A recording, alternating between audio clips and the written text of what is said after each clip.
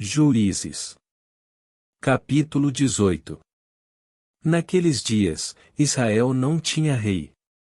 A tribo de Dan procurava um lugar onde se estabelecer, pois ainda não tinha tomado posse do território que havia recebido como herança quando a terra foi dividida entre as tribos de Israel. Então os homens de Dan escolheram dentre seus clãs 5 guerreiros corajosos das cidades de Zorá e Estaol para explorar um território onde a tribo pudesse se estabelecer. Quando esses guerreiros chegaram à região montanhosa de Efraim, pararam na casa de Mica e passaram a noite ali. Enquanto estavam na casa de Mica, reconheceram o sotaque do jovem levita, de modo que se aproximaram dele e perguntaram: "Quem o trouxe para cá e o que você está fazendo neste lugar? Por que está aqui?" O jovem respondeu: "Fiz um acordo com Mica, e ele me contratou como seu sacerdote pessoal."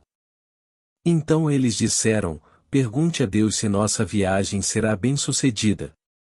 "Vão em paz", respondeu o sacerdote. "O Senhor está cuidando de sua viagem." Os 5 homens prosseguiram até a cidade de Laís, onde notaram que os habitantes levavam uma vida tranquila, como os sidonios. Eram pacíficos e viviam em segurança, pois não havia quem os oprimisse em sua terra. Estavam longe de Sidom e não tinham nenhum aliado por perto.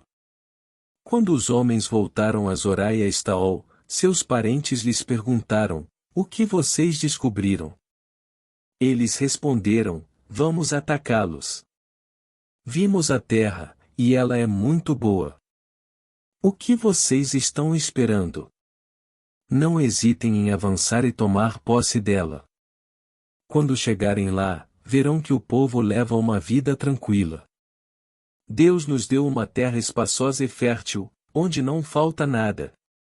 Então 600 homens da tribo de Dan armados para a guerra partiram de Zorá e de Estaol. Acamparam num lugar a oeste de Kiriat-Jearim, em Judá, conhecido hoje como Maané-Dan. Dali prosseguiram para a região montanhosa de Efraim e chegaram à casa de Mica. Os 5 homens que haviam explorado a terra nos arredores de Laís explicaram aos outros: "Numa destas casas há um colete sacerdotal, e também alguns ídolos do lar, uma imagem esculpida e um ídolo de metal. O que vocês acham que devem fazer?"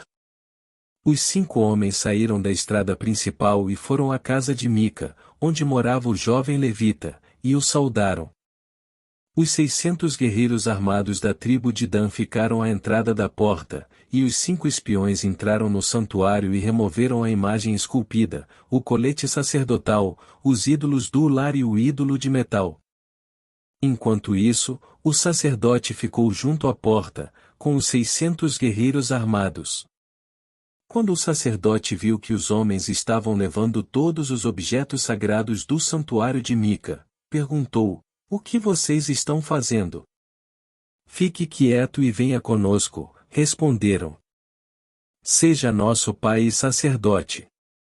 Não é melhor ser sacerdote de uma tribo inteira e de um clã de Israel do que da casa de um só homem? O jovem sacerdote aceitou de bom grado acompanhá-los. Pegou o colete sacerdotal, os ídolos do lar e a imagem esculpida e se uniu a eles. Então deram a volta, colocaram as crianças, o gado e os bens na frente do grupo e partiram. Quando os membros da tribo de Dan estavam longe da casa de Mica, ele e seus vizinhos foram atrás deles. Gritavam para os homens de Dan, que se voltaram e disseram a Mica: "Qual é o problema? Por que você convocou esses homens para nos perseguir?" Mica respondeu: "Como é que vocês me perguntam qual é o problema? Tomaram todos os deuses que fiz e levaram meu sacerdote. Não me restou nada." Os homens de Dan disseram: "Cuidado com o que você diz. Temos em nosso meio alguns homens agressivos que poderiam ficar com raiva e matar você e sua família."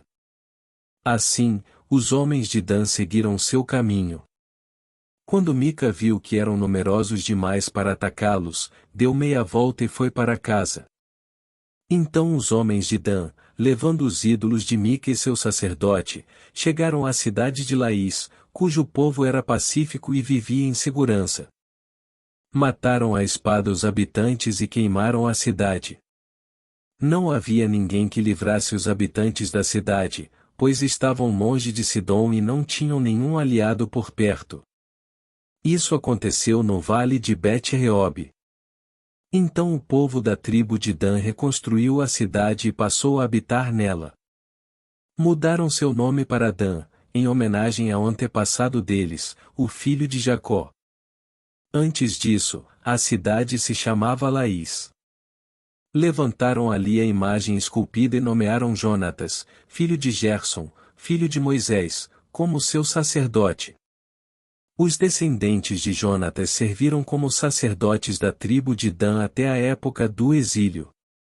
Assim, a tribo de Dan adorou a imagem esculpida de Mica durante todo o tempo em que a casa de Deus permaneceu em Siló.